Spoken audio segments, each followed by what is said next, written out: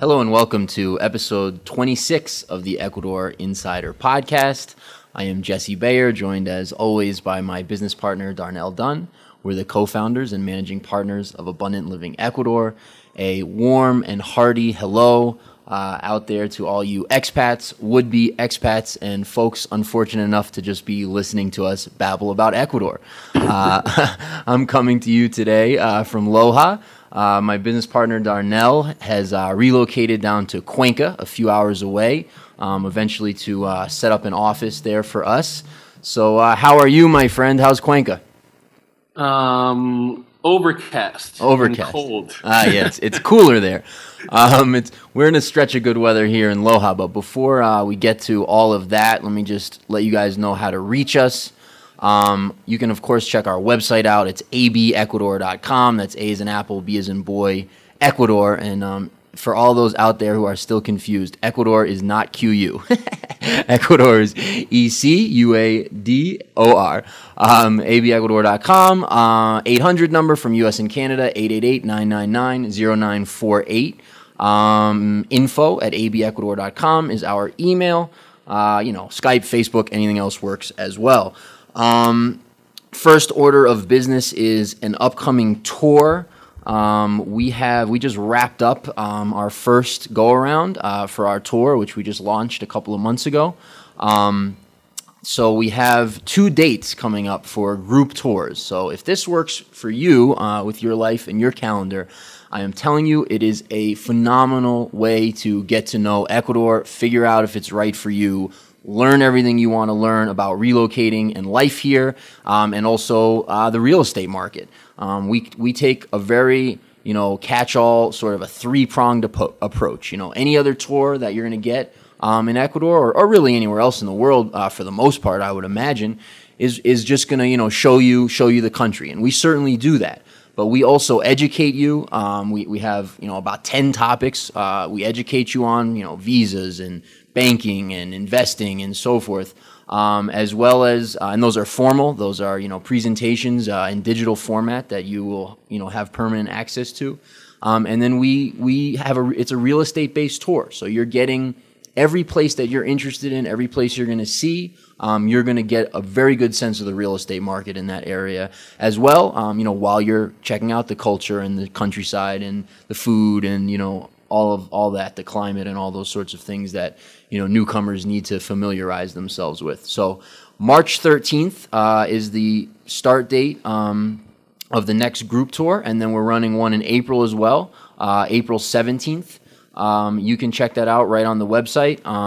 The abecuador.com website will get you right to it. You can also check it out at abectour.com. And then we can do a customized individual tour for you year-round anytime if those dates don't work for you. Following April, we'll probably take a break, although we perhaps may do one in the summer, but we may take a break until next fall. The reason being it's a little windier, a little cooler, and drier here during the summer months. So not necessarily the best time to see the country unless, you want to see it at its worst, which is not a terrible idea either. And we can certainly do that for you on an individual basis. So excited about that tour coming up. So yeah, we'll get into a lot of stuff today. Darnell, you're in Cuenca, cold, as you said. How's the weather been the last couple of weeks?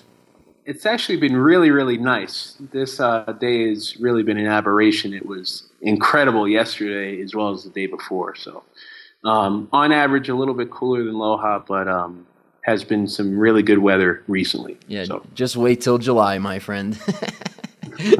No, we're just to recap for people. We're in the nice part of the year, or the nicest part of the year in Ecuador, which is really, I don't know. I mean, I would say, I don't know. You tell me your opinion. I would say, generally speaking, it starts in the beginning of October, and then runs through usually April, thereabouts. And then once you get into May, June, you get cooler, drier in certain parts of the country and windier in certain parts of the country. So places like Loja and Cuenca more so can be kind of cool during those summer, what's the summer back home in the northern hemisphere.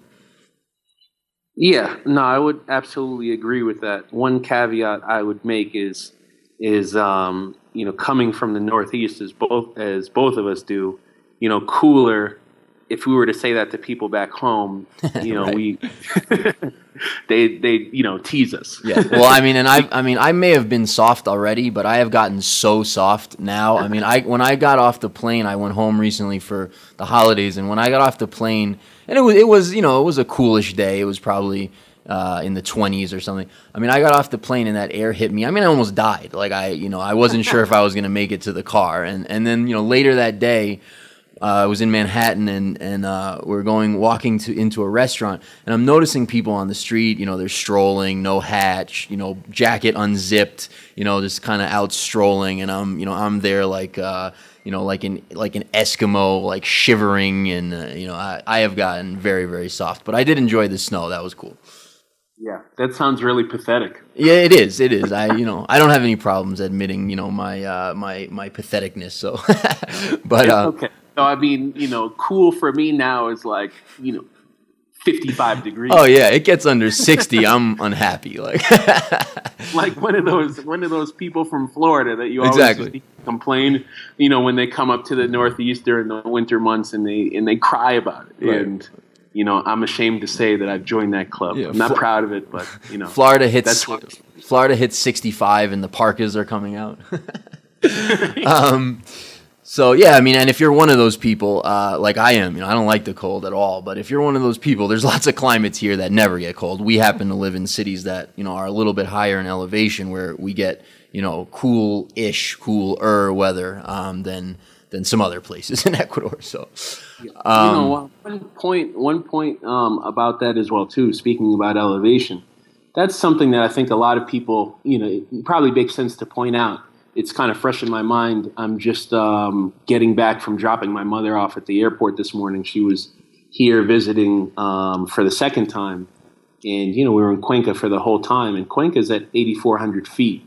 And, yeah, it's no joke. I sometimes forget that, a lot of people have, I shouldn't say a lot, but, a reasonable percentage of people have some trouble with the altitude where they really need to adjust to it. Definitely. And they end up being fatigued and, definitely need to drink a lot of, dehydrated, definitely needing to consider their water intake. So I definitely point that out to anybody who's coming, as people who've been here for a while. You get used to it, and sometimes you don't think about it until you have somebody who doesn't spend a lot of time here with you, and it sort of, makes that a little bit more concrete. Yeah, completely. She kind of had to take it easy a little bit the last couple of days because she was just, fatigued. Yeah, I mean, speaking of my softness, when we flew into Quito those few days, I mean, those first few days, I mean, that was another near-death experience for me. I did not handle that very well. But yeah, what do you say about? And some people it doesn't affect at all, but some people it affects pretty significantly.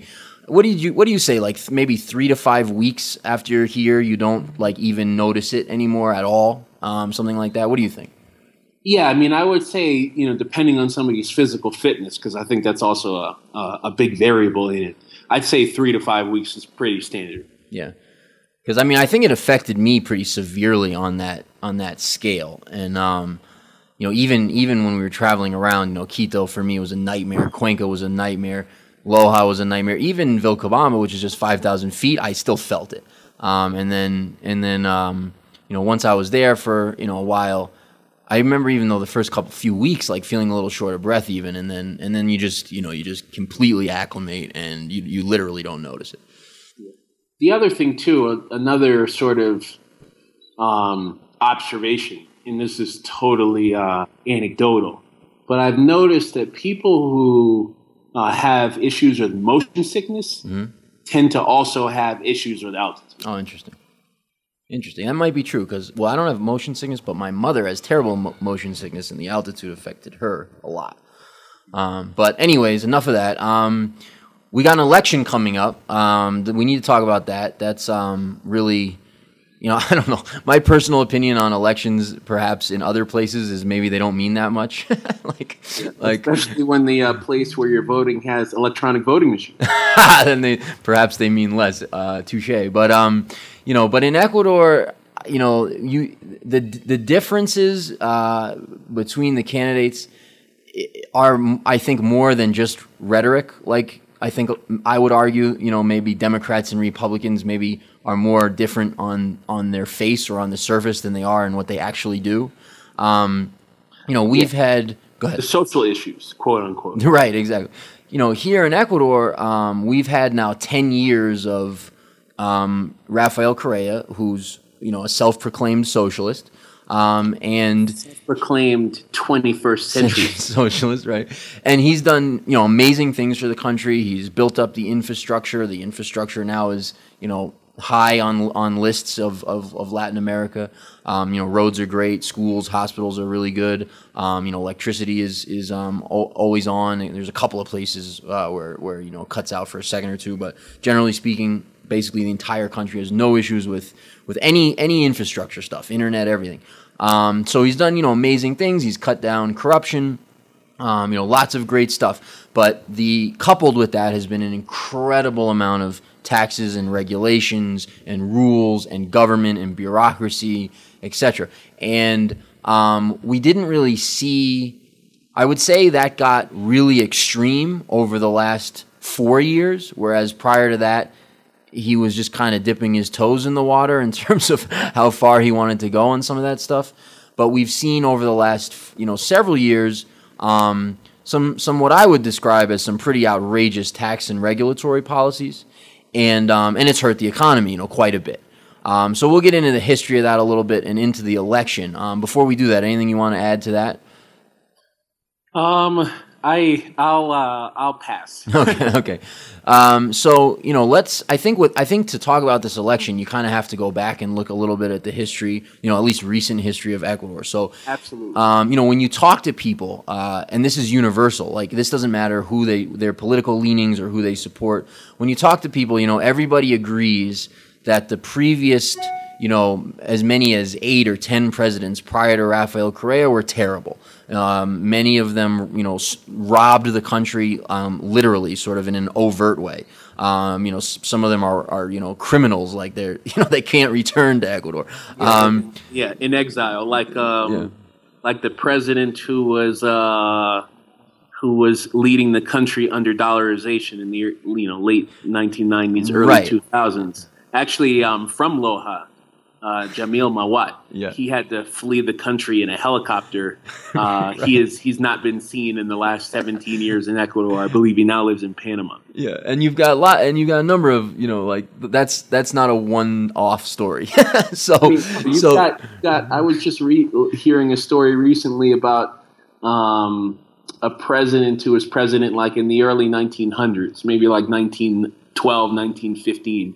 And it was found out that he robbed the country or did something, and they burned the guy alive.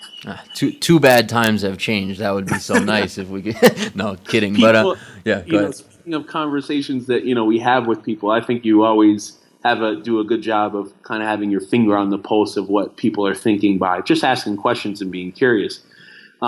This was a conversation I was having with a friend of ours when my mom was in town, and the woman was lamenting that, back in the day, you used to be able to burn presidents alive. And now people are really happy with Rafael Correa, but nobody can touch him.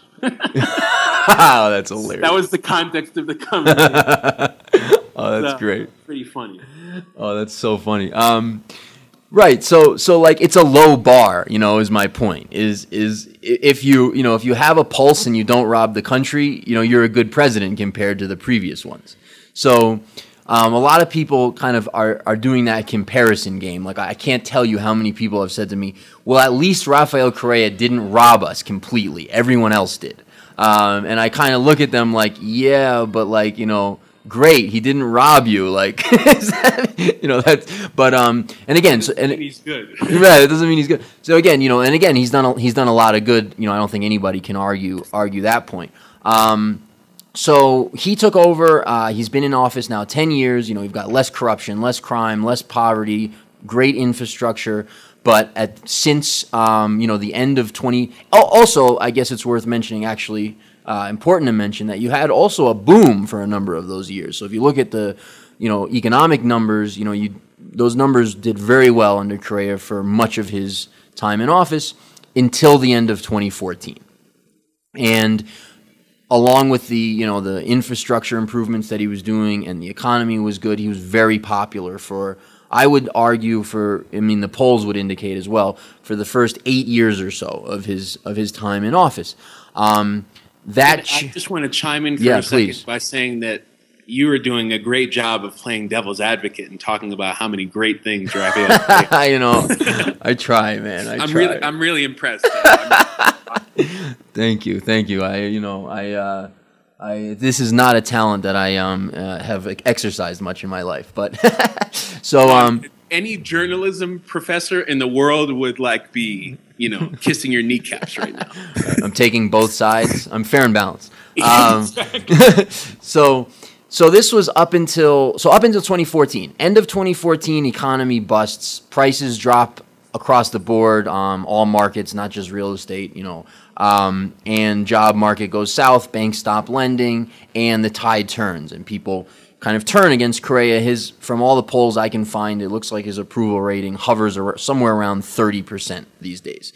I saw a video recently on Facebook. His party, which is Alianza País, or 35, which is 35, was campaigning somewhere for the person who's running for them now, and they were being pelted with rocks and being screamed at and told to, get the F out of there. And, the country's really fed up and frustrated with the amount of taxes and regulation coupled with the economy. So that's sort of like the setup. And then, so now you have election this month on the 19th, very likely then a runoff election on April 2nd. And you've got Lenin Moreno, who's Rafael Correa's former vice president, a career politician. And then you've got basically three other candidates who are kind of in the mix. Two of them are, quote, conservatives. Guillermo Lasso is one, and then Cynthia Viteri is the other. And then you've got the former general Moncayo. What's his first name? I forget. Paco, yeah. Paco Moncayo. And he's a lefty, but a general, so I don't know how that works exactly. But, well, actually, I know exactly how that works when I talk about. He's a lefty kind of guy, and then obviously Moreno is sort of a socialist, and then you've got two people from the, quote, other side, from the right, as they would say, derecha here, who are, and so we've got Moreno, which would be a card-carrying communist in the United States. Yeah, right. Yeah, the right in Ecuador is certainly not the right in other places. Agreed. So I think the best comparison to give people from the States like a concrete example would be like a blue dog Democrat. Yeah, right. Exactly. I think that works. Although probably on certain issues, probably even more, quote, left, like on, maybe some of the like economic issues. At least Viteri would. Anyways, whatever. But nobody knows what we're talking about anyway, because nobody knows any of these people. But so that's the setup. So in order to win the election here, you have to get at least 50% of the vote in the first go around, and then you win outright. Or you have to get 40% of the vote and have a 10-point lead over the second place guy. Nobody's polling anywhere close to that. It's almost definitely headed for a runoff. All the polls I can find, Moreno, who's the ex-vice president of Correa, is polling from the upper 20s to the mid-30s, with Lasso generally in second place, and then Viteri behind him, and then Moncayo behind her. So very likely headed for a runoff between Lasso and Moreno, or Viteri and Moreno. From the way I read it, I think unlikely that Moreno, the former vice president of Correa, gets elected, because I think probably the majority of his support is already registering in his poll numbers, whereas the rest of the candidates are sort of dividing the vote, and whoever makes it to the runoff against him will probably be elected. That's certainly not set in stone, but it's very important, and the reason I set that up is to talk about the future. Moreno would continue at least to a large degree, Correa's policies, which again, I think, when he did the infrastructure work and all that, were helpful. At this point have become, I think somewhat disastrous as far as tax and regulatory policy, because capital has fled Ecuador. And, when capital flees a country, it's usually not that many years later until you have a situation like Venezuela.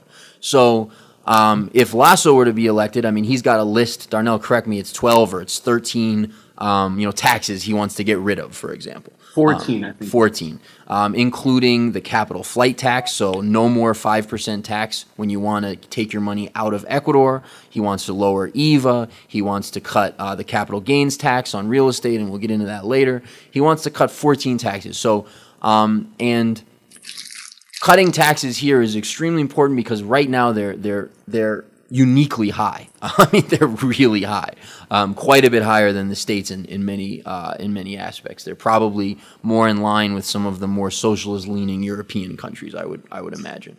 Well, I mean, when you're, another interesting stat that I think paints a picture of, the tax regime here in Ecuador is, over Rafael Correa's tenure, the size of government as a percentage of GDP more than doubled, from 21% to 43%. So, in that kind of environment, taxes are going to have to become more oppressive and more restricting. Given that fact, you got a lot of salaries to pay, you got a lot of reach to keep that situation going. Yeah, no, that's a great point. And I mean, the way that I see that playing out with the economy right now, it's you have a government job, and then you're doing well and you're happy and you can provide for your family, or you don't and you're screwed. Like, that's sort of the paradigm here right now. Because of the policies of government, it's just very, very difficult for the private sector to survive. And so, businesses are having a very hard time. Entrepreneurs are having a very hard time. The labor policy is extremely stringent. Permissions and to get permissions to do anything like open a business is extremely lengthy and expensive.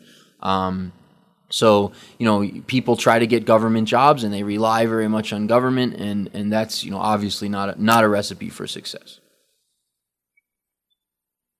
Says who? Right. So that's where we are. That's where we're at. So my personal outlook on this, Darnell, is that if as long as Moreno or Moncayo are not elected, we're looking at a pretty substantial boom in Ecuador for the foreseeable future. And that's because money is going to come flooding back into Ecuador. Wealthy Ecuadorians who have been getting their money out of Ecuador over the last 6+ years, a lot of that will come back. Investment money will come back. We just had a trade deal signed with the EU, which will relax tariffs on imports from the EU. That will help. Entrepreneurs will be able to, do things, which, will be more free to maneuver. So you're very likely looking at an uptick in real estate prices, an uptick in the economy, and perhaps even a sustained boom in Ecuador should some of these tax and regulatory policies be lessened, softened, or go away outright. In some cases, your thoughts? No, absolutely. I think the table would certainly be set for a situation like that. I think it can't be understated how many Ecuadorians have shifted assets overseas. We even have a concrete example of that with one of our clients who who at their request, we organized a transaction where really the minimum amount of money hit Ecuador, and the rest was sent to a foreign bank account that they have. And that's a common request here when people are selling properties. Common request, and there's lots of people that we've been in touch with, both Ecuadorians and also foreigners who own property here who've asked us to do so.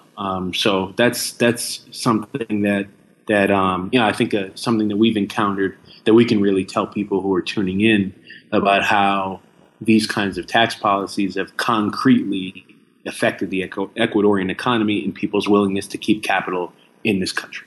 I mean, just to jump off of that very quickly before moving on, is I remember, we're talking now all the way back, a year and a half ago, maybe even 2 years ago, when Rafael Correa first announced his proposal for the capital gains tax, which was recently passed, which we'll get into in a minute, and the inheritance tax. I called a couple of high placed attorneys who are friends of mine to just get their opinions on what was going on, and they gave me a couple of minutes of their time each because they were too busy because they were dealing with all their clients who were trying to get their money out of the country. So that was something I remember that very clearly, just basically from that day when it was the next day or the next couple of days when he announced it.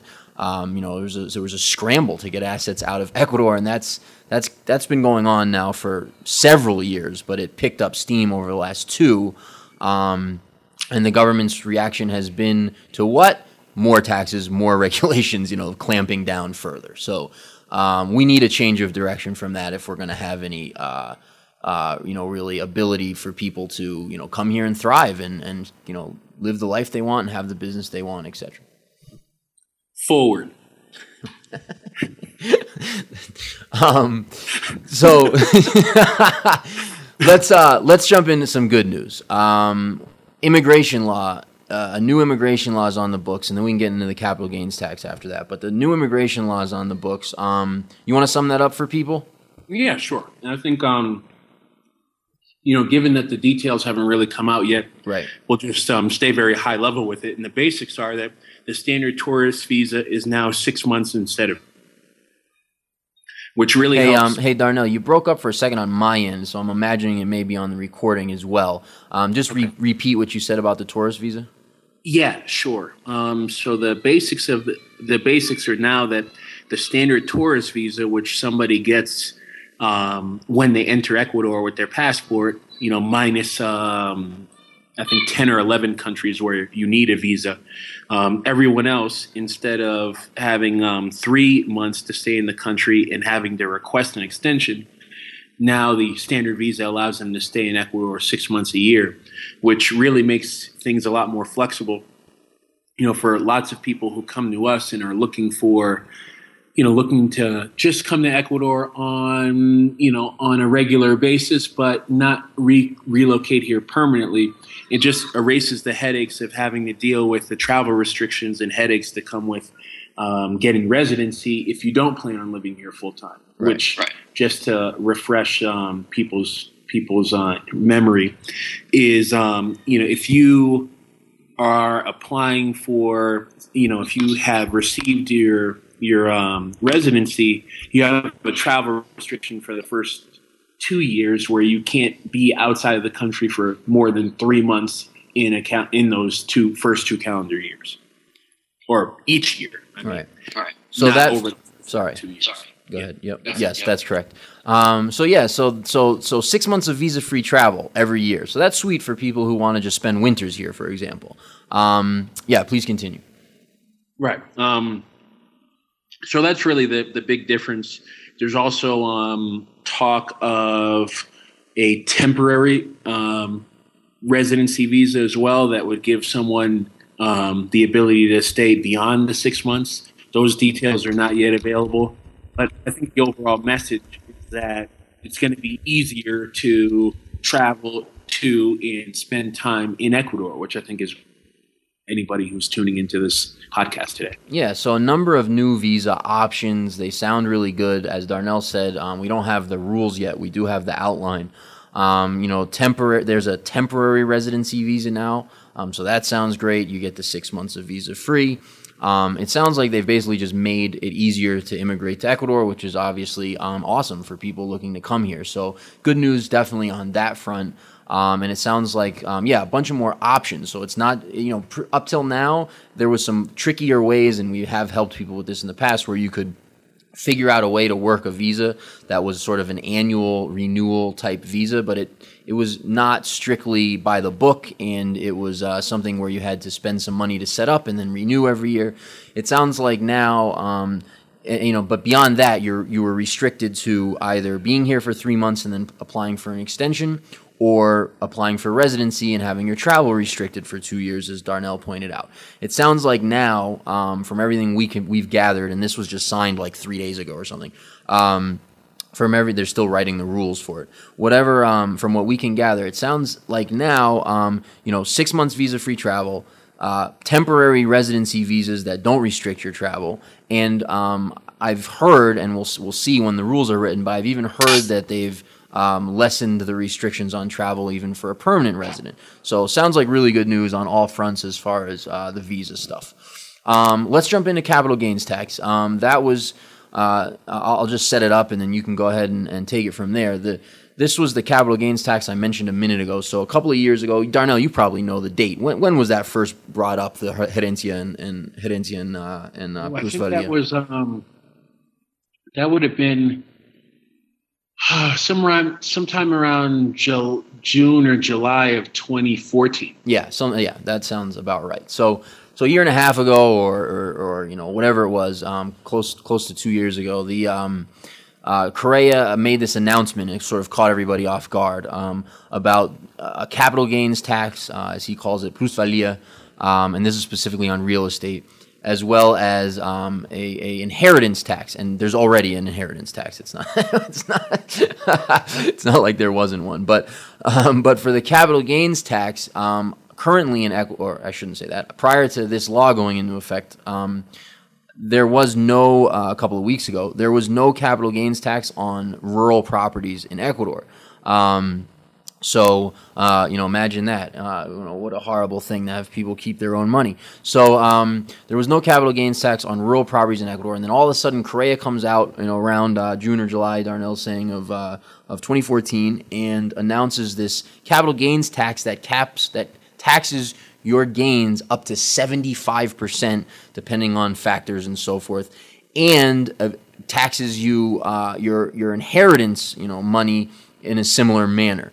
As you can imagine, the country went crazy. There was demonstrations all over the country. In fact, in my opinion, this is really when the tide turned and people solidly went against Correa.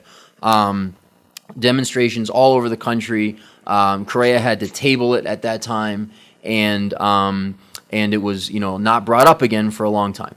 Then just recently, it was brought up again a few months ago, 3-4 months ago, whatever it was. It was brought up again, this time without the inheritance tax piece, just with the capital gains tax piece. It was the perfect time to do it because we're coming right up again into an election, and so everybody assumed and spoke about, it doesn't really matter because the next president will get rid of it anyway. A dangerous thought, if you ask me.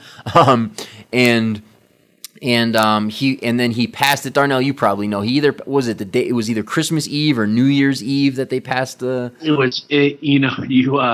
just bookended it there. It was right in between. It was right in between. It was signed December 27th. There you go. So it was right. Nobody's paying attention in Ecuador. Christmas is like a long, drawn out holiday. Basically, people stop working some point in December, basically, and go back to work after the New Year. So just to paint a picture Please. For people, they start decorating for Christmas at the end of October. Yeah, right. It's a true holiday season. The entire month of December is a holiday. Right. So he snuck that in right before the election, right during the holiday, and people kind of let it go. There was not the widespread, protests, etc. Every presidential candidate, with the exception of one, has come out and said they will get rid of this law if they are elected. There's even widespread speculation, not by me, but there's widespread speculation that even Moreno, Correa's former vice president, is like secretly against the law, but can't say so because he's part of that party. So that law is on the books. Darnell, go ahead and fill them in on the basics of that.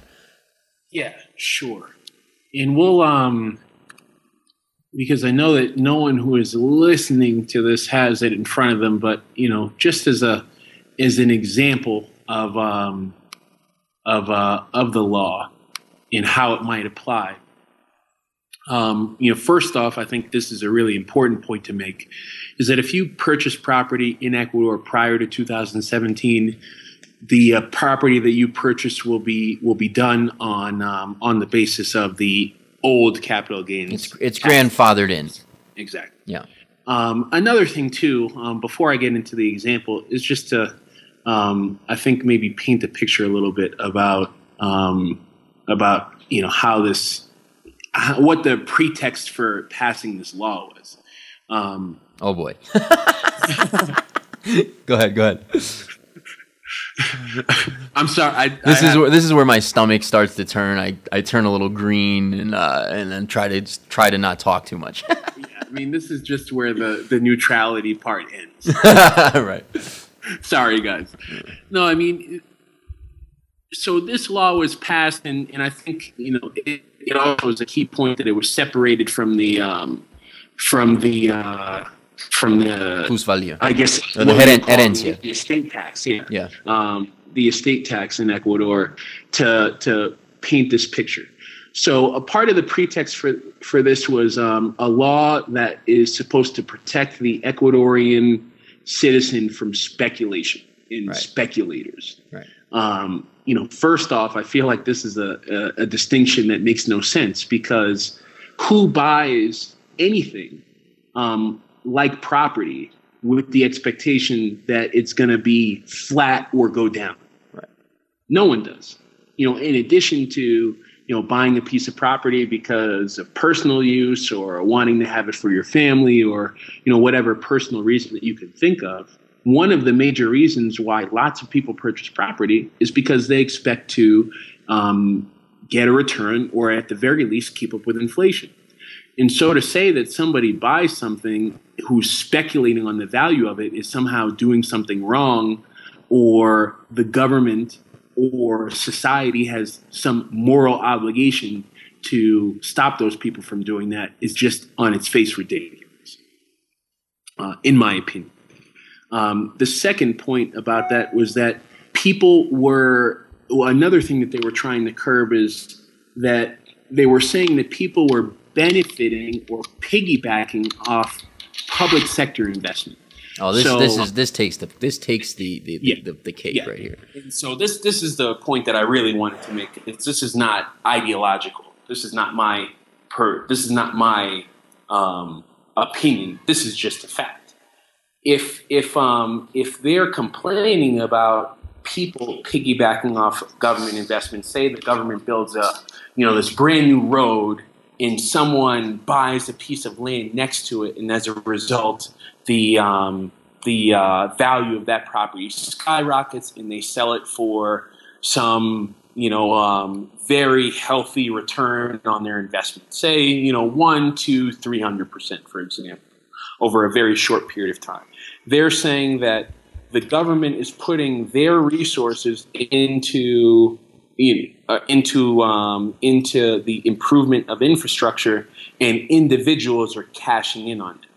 My question for anybody who would take that view is, how the heck are me or Jesse or any other person who's not in the government circle, in center of influence, going to know where that road is going to go with enough time to buy a piece of land that doesn't price that in to then make this ungodly return? No one. That's the answer. Right. No one. You would need to know about it ahead of time. And if that's the case, well, that means that you're not speculating, because speculation implies that you don't know what's going to happen ahead of time. Right. And the other point on that too, and then we should move on, but the other point on that too is, government says we need taxes because we need to help people have a better life by providing goods and services and infrastructure and those kinds of things. And whether you agree with that or whether you don't, it's certainly an argument that people can understand. So they say that, and then they do the work that they said they would do with the tax money. And then they say, well, people have benefited from the work that we've done with this tax money that we said we needed the tax money to do the work for. now we need to steal all of your quote profit from this work because it was us that did it. Right. I mean, that's did it with your money. With your money, and that's literally the argument. I don't think that can be understated. I mean, with your money, they're not bringing any value. They're confiscating your money to do what they say is in your best interest, and then tax you on top of taxes for that benefit. Right. Getting paid a salary along the way. Yeah. So that was the justification, and then what's the outline of the law? Yeah. Outside of the fact that you're exempt if you've purchased prior to 2017. What if I purchase a rural piece of property post 2017 or in 2017, post 2016? What are the currently? What are the? And again, I want to hold on. Before we get to that, I want to make clear for everybody in Ecuador thinks this law is going to be repealed. I don't know if it's going to be repealed. Darnell doesn't know, but everybody in Ecuador, all Ecuadorians really across the board, I haven't found anyone yet who disagrees with this, believe that this law will be repealed. So very likely a short-lived law. Again, I can't say that from personal knowledge, but that is the consensus for sure. Great. Well, great question, Jesse. So point number one is that the standard allowance for profits, because as part of this law, they've established what's considered as, their criteria for what is considered as an ordinary gain or a just gain on your investment, which amounts to 2 years of what's considered the minimum wage year, which adds up to $8,784. So anything above that amount is considered an extraordinary gain and is taxed at 75%. Another thing to take in mind is that you have an allowance of 7.5% of compounding annual appreciation, meaning that at that rate that's also a percentage per year that is also exempt. Yeah, a percentage of gain per year that's not taxed. Exactly. Mm-hmm. So that's how it would work. Here's an example of a property that from the government's website that I think can help paint the picture without getting into a whole lot of details.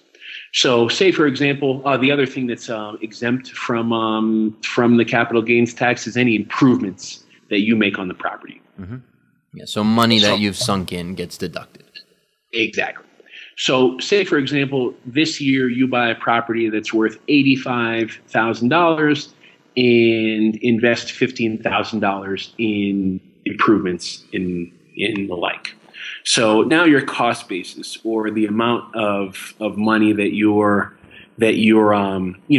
amount of money that you've invested in the property is $100,000. So if you were to then sell that property for $100,000, well, then that wouldn't be subject to any kind of capital gains tax.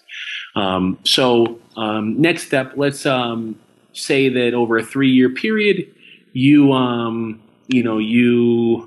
just for the sake of making these numbers simple, that the property appreciated 7.25% over a 3-year period, now raising your basis to $125,000.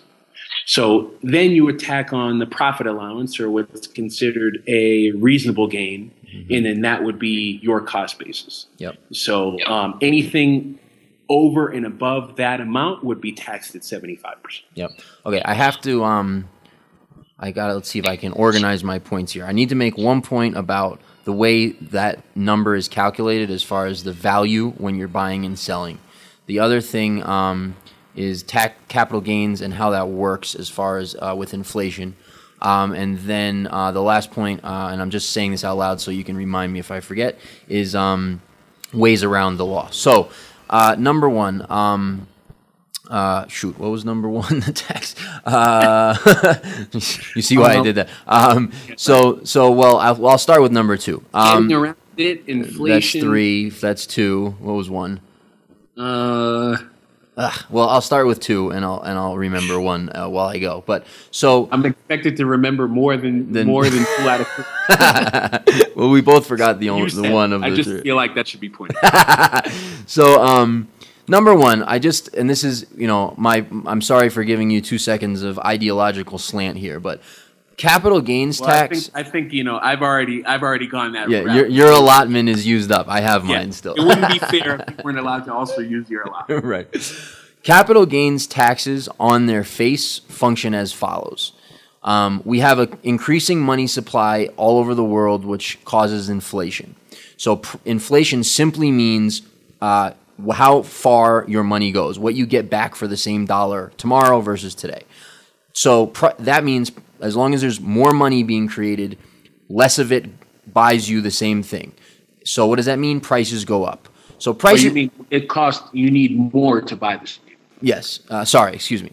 You need more to buy the same thing. So another way to say that is simply prices go up. So prices go up, and that's across the board. Asset prices over the long term, given inflation. Asset prices go up, goods and services, everything, prices go up. That's just inflation. So you have a system where you have built-in inflation.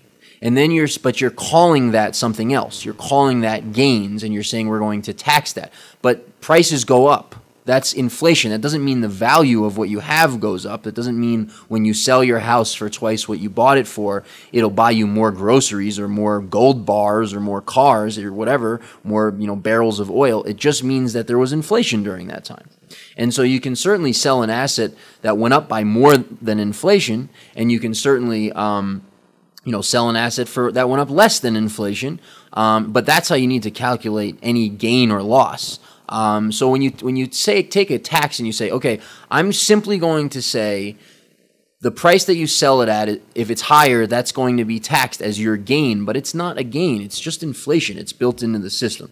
So I just want to make that point. The third point, and the first one still hasn't come to me. The third point is there may be ways around this law, even if it stays on the books. If you want to talk to us about that, it would be better done offline. But we are researching that, and we have some interesting ideas and leads in that regard. What was the other thing I wanted to say? Capital gains, tax, plusvalia. I have completely forgotten. So unfortunately, it'll come back to you. Don't worry. Yeah. So I think that's it though that we got for today. Anything else you want to hit? Hopefully, while this my point comes back to me. Let's see.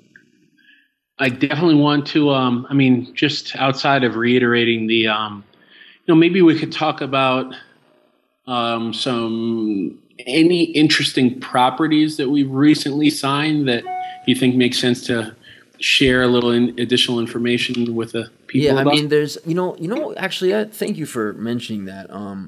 The property in Tambo, Darnell, so there's a property, it's 15, 20 minutes from the airport in Catamayo. They've just built a new road between Malacatos and Catamayo that runs by there. So it's now at this point, I haven't driven it recently, but it's probably at this point from Malacatos to Catamayo, which drives you right by this property. It's probably now 45 minutes or so. Maybe even less. Recently, within the last 6 weeks, and I would say that's accurate. Yeah, so you're kind of in a cool location because you're an hour from Loja approximately. You're 15, 20 minutes from the airport, and then you're like 45 minutes, maybe even a little less from Malacatos, and then Malacatos is 10 minutes from Vilcabamba, so you're kind of like centrally located. You also can get to the coast really easily from there because it's a straight shot to the highway, down to Machala. A long drive, 2.5 hour drive or whatever, but you're kind of in a cool location. But it's straight. Right. And the property, the owners really need to sell. It's a property that I literally feel shame about that we haven't sold yet because it's an amazing property. We actually considered buying it, 3.5 years ago. And the owners, have dropped the price multiple times. It's 49 hectares. They're asking $149,000. What they're going to do now, if we don't sell it in the next, month or so, is they're going to subdivide it, and they're going to, make. I know Darnell. I just was speaking to them yesterday. They're going to subdivide it and turn it into like quintas, parcels of land that have a home site and a water hookup and electricity and so forth. The climate out there is warmer and drier. But up at the top of the property, it's cooler than Vilcabamba. It's cooler than Malacatos. And then as you descend, it gets warmer. It's a drier, warmer climate, but the property has tons and tons of water. And for me, I mean, it's a great climate. If you're okay with a little bit warmer temperatures, temperatures in the 80s, it's an amazing climate. And again, if you were to build your house up at the top, you're not in the 80s almost ever. It has a river, it has a canal, it has pure water that's piped in by a tube, it has a mineral spring, it has a small, wooded sort of jungly area at the bottom, it's got multiple levels, it's got flat, 49 hectares, they're asking $149,000 and they need to sell. So that's worth throwing out. Apart from that, there's lots and lots and lots of new properties coming online. We've had 4 really nice houses recently in Vilcabamba, a bunch of new stuff on the coast, which is not on the website yet. A couple of those houses from Vilcabamba are not. But at this point, the listings are coming in fast and furious. The market has actually been better over the last month or two. I don't know if that's anticipation for the election or what, but there's definitely more movement than there was prior to that. And the last thing, Darnell, I want to get into, so if you want to jump into a property before I do, let me know, but I just want to mention the project real quick before we let everybody go.